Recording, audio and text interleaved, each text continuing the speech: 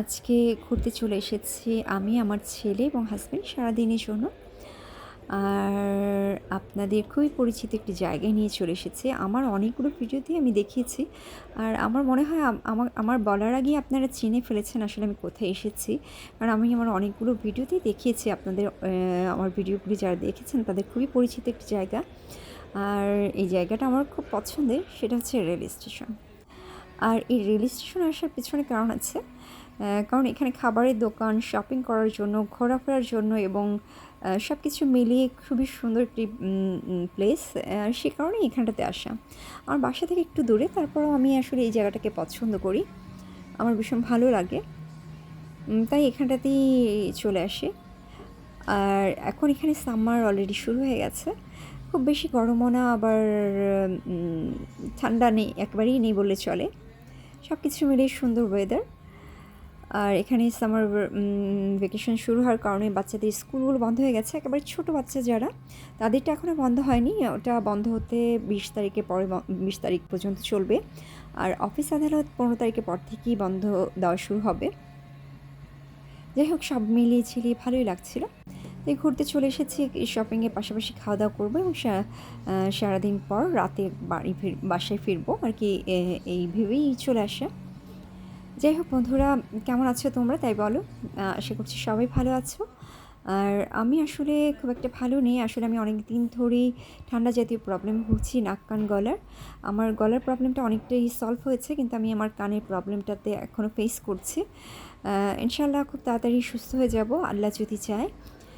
যাই হোক বন্ধুরা, আজকে চলে এসেছি সেই রেল স্টেশনে, আমার পছন্দের জায়গা। আর আমার ছেলের পছন্দের খাবার দিয়েই আজকে আমাদের রাতের খাবারটা খেয়েছি।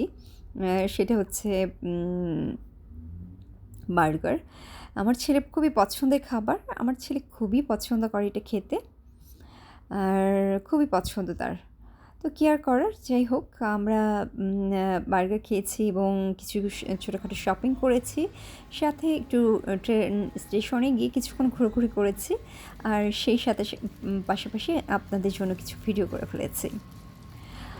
আর যাই হোক বন্ধুরা, অনেকদিন পরেই আসলে ভিডিও করা হয়েছে।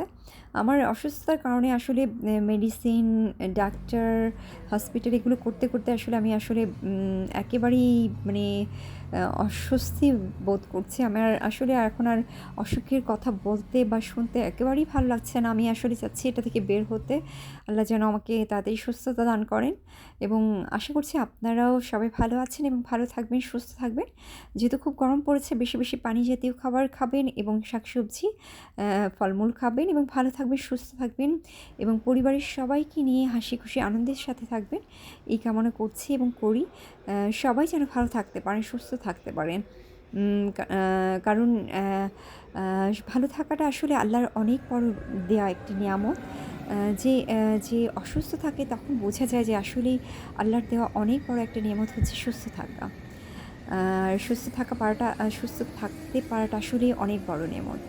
যাই হোক বন্ধুরা, সবাই ভালো থেকো, সুস্থ থেকো, নিজেদেরকে খেয়াল রেখো এবং পরিবারের সবাইকে নিয়ে হাসি খুশি আনন্দের সাথে থেকো, এই কামনা করে আজকের মতো আমি আমার ভিডিওটাকে শেষ করছি।